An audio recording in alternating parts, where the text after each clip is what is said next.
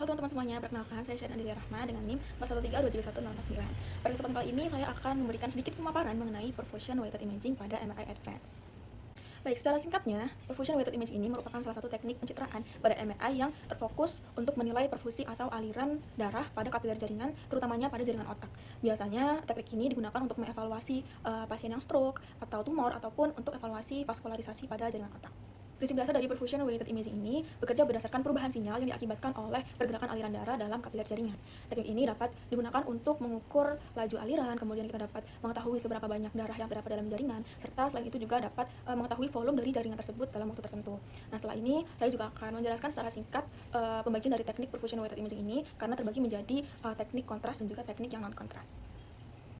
Teknik yang dulu kita bahas adalah teknik yang menggunakan kontras, yaitu Dynamic Susceptibility Contrast, berbasis itu yang menggunakan kontras gadolinium untuk menilai aliran darah pada otak secara dinamis. Jadi saat bolus kontras ini disuntikan, gadolinium ini akan menyebabkan penurunan sinyal itu. Nah, saat perubahan sinyal ini terjadi akan direkam secara cepat dan hasilnya ini akan digunakan untuk dapat mengukur parameter perfusi pada cerebral blood flow, cerebral blood volume ataupun pada mean transit time.